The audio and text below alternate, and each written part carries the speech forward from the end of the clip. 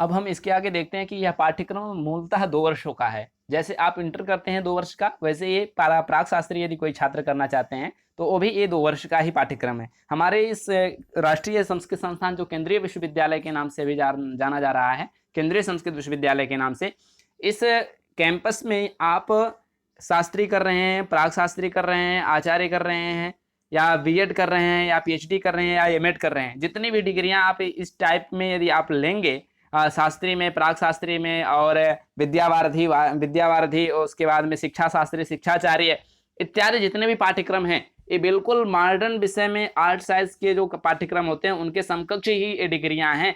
और इसमें बिल्कुल हमको संदेह नहीं करना चाहिए। जैसे कोई छात्र प्राक शास्त्री करता है तो उसके मन में संदेह रहता है कि यार प्राक शास्त्री मैं कर रहा हूँ और प्राक शास्त्री कर रहा हूँ, ये इंटर में मैं इंटर लेवल की किसी जॉब में अप्लाई कर सकता हूँ या नहीं। तो ऐसा नहीं है मित्र, आप हर एक जॉब में अप्लाई कर सकते हैं। देखिए कोई भी वैकेंसियां आती हैं तो उसमें लिखा रहता है आप बीए हो या बीएससी किए हों, अपलिक तत्समकक्ष, जो तत्समकक्ष की डिग्रियां होती हैं वो इन्हीं सारी डिग्रियों को उसमें एग्जीक्यूट किया रहता है, इसमें कलेक्टिंग किया रहता है कि ये जो संस्कृत जगत से हैं या अन्य कोई डिग्री उस समकक्ष लिए हुए हैं वो छात्र भी अप्लाई कर सकते हैं। तो ये मन में संदेह नहीं ले आना है। तो यह पाठ्यक्रम जो है 2 वर्षों का है, ये 2 वर्ष में ये संपन्न होता है। प्रत्येक वर्ष में 6 पत्र होते हैं, 6 पत्रों का ये प्रश्न पत्र होता है और 6 विषय पढ़ने होते हैं एवं एक अनिवार्य अतिरिक्त पत्र संगणक, जो कंप्यूटर जिसको कहते हैं, कंप्यूटर की आपको एक अतिरिक्त जो है कक्षा होती है, वो सभी छात्रों के लिए कंपलसरी होती है। कंप्यूटर सभी छात्रों को पढ़ना ही होता है। इस संगणक संस्कृत शिक्षा को सुदृढ़ बनाने के लिए, संस्कृत शिक्षा को उत्तरोत्तर वृद्धि के लिए संगणक शिक्षण अनिवार्य रूप से इस संस्थान में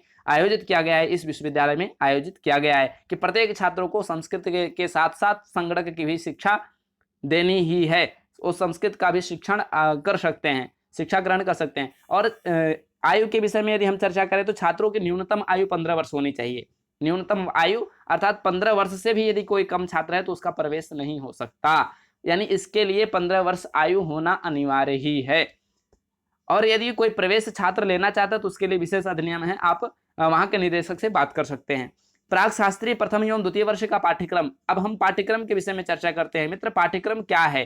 पाठ्यक्रम में जैसे आपने पूर्व में देखा कि 6 प्रश्न पत्र हमारे होंगे और एक प्रश्न पत्र जो कंप्यूटर संगणक है, वो संगणक प्रश्न पत्र अलग से हम लोगों को सबके लिए कंपलसरी के रूप में पढ़ाया जाएगा। जो जैसे प्रथम प्रश्न पत्र है, अब प्रथम प्रश्न पत्र में व्याकरण अनिवार्य रूप से आपको पढ़ना ही पढ़ना है। ये सभी छात्रों को पढ़ना है, चाहे वो व्याकरण पढ़ रहे हो तो भी, या साहित्य, ज्योतिष, वेद, वेदांग कुछ भी यदि विषय लिए हैं तो भी उनको व्याकरण पढ़ना ही पढ़ना है एक प्रश्न पत्र। द्वितीय प्रश्न पत्र उनको साहित्य पढ़ना ही पढ़ना है, चाहे वो किसी भी धारा के हों, चाहे वो किसी भी सब्जेक्ट को लिए हों, चाहे वो वेद पढ़ रहे हो, व्याकरण पढ़ रहे हो, साहित्य पढ़ रहे हो, काश्मीर शैव दर्शन पढ़ रहे हो, ज्योतिष पढ़ रहे हो, दर्शन पढ़ रहे हो, चाहे जो भी विषय लेकर के वो पढ़ रहे हैं, उनको व्याकरण, साहित्य और अंग्रेजी प्रथम, द्वितीय, तृतीय ये 3 प्रश्न पत्र अनिवार्य रूप से पढ़ना ही पढ़ना है। साथ ही साथ कंप्यूटर को भी पढ़ना है। खास करके जो हमारे द्वादश परिसर हैं, इस परिसरों में, द्वादश कैंपसों में आपको कंप्यूटर पढ़ना ही पढ़ना है। कंप्यूटर चूंकि हर जगह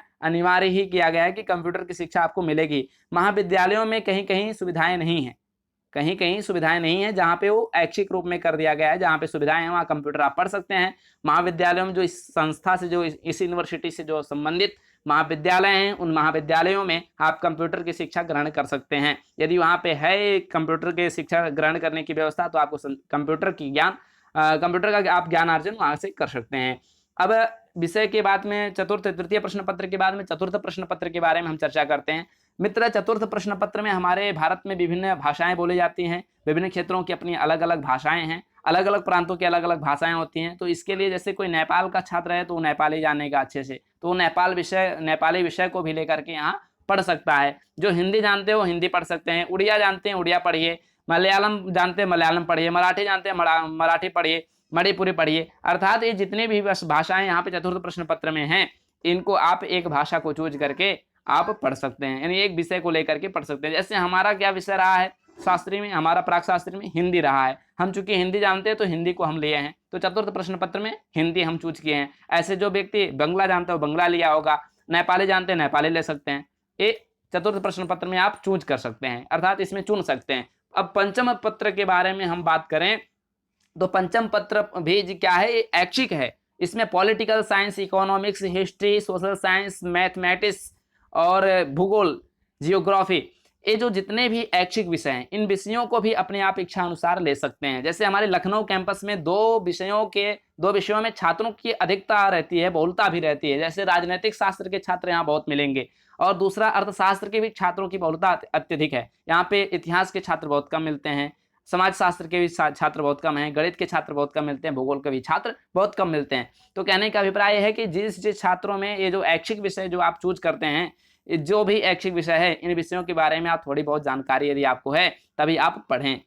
अब आप कहेंगे कि आप ऐसे यदि कह रहे हैं तो ऐच्छिक विषय षष्ठ प्रश्न पत्र भी है, इसमें हमको वेद हम पहले से पढ़े नहीं रहते हैं, व्याकरण पहले से पढ़े नहीं रहते हैं, साहित्य पढ़े नहीं रहते हैं, या पढ़े भी रहते हैं, दोनों बात है। यदि आप पढ़े भी रहते हैं या नहीं भी पढ़े रहते हैं तो भी आप चूज कर सकते हैं। अर्थात जो आपको लगे कि हमको ये विषय पढ़ना चाहिए, वो विषय आप अपने रूप से ऐच्छिक अपनी इच्छा के अनुसार आप उसको चूज कर सकते हैं, उसको आप लेकर पढ़ सकते हैं। अब षष्ठ पत्र के बारे में हम बात करते हैं, ये भी अपनी इच्छा के ऊपर ही ये निर्धारित है। आप यदि वेद पढ़ना चाहते हैं वेद पढ़ें, व्याकरण पढ़ना चाहते हैं व्याकरण पढ़ें, साहित्य पढ़ना चाहते हैं साहित्य पढ़ें, ज्योतिष पढ़ना चाहते हैं तो ज्योतिष पढ़ें, दर्शन पढ़ना चाहते हैं तो दर्शन पढ़ें, कश्मीर शैव दर्शन को यदि आप जानना चाहते हैं व पढ़ना चाहते हैं तो कश्मीर शैव दर्शन को आप पढ़ें। ये षष्ठ पत्र में है।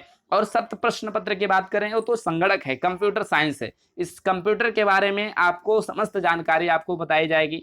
समस्त इसकी जैसे अन्य कक्षाएं होंगी 6 प्रश्न पत्र की, वैसे 7वें प्रश्न पत्र की भी कक्षाएं होंगी, जिसमें जिस प्रकार से प्रथम द्वितीय तृतीय प्रश्न पत्र में सभी छात्र एकत्रित होकर के पढ़ेंगे, उसी प्रकार से कंप्यूटर संगणक के विषय में सभी डिपार्टमेंट के छात्र, सभी विभाग के छात्र कंप्यूटर संगणक को भी अध्ययन करते हैं और पढ़ते हैं। मित्र, इस प्रकार से प्राक शास्त्री के प्रथम एवं द्वितीय वर्ष का पाठ्यक्रम संपन्न होता है। अब हम आगे इसके विषय में जानेंगे, आगे शास्त्री के विषय में हम लोग चर्चा करेंगे। तो इसके लिए आपको डिस्क्रिप्शन में एक लिंक मिलेगा, आप शास्त्री के भी विषय में जान सकते हैं। तब तक आप लोग देखते रहिए शास्त्री शिव मिश्र यूट्यूब चैनल। सभी को मित्रों नमस्कार। मैं शिव मिश्र केंद्रीय संस्कृत विश्वविद्यालय से स्वागत करते हुए विदा लेता हूँ। सभी को सादर प्रणाम।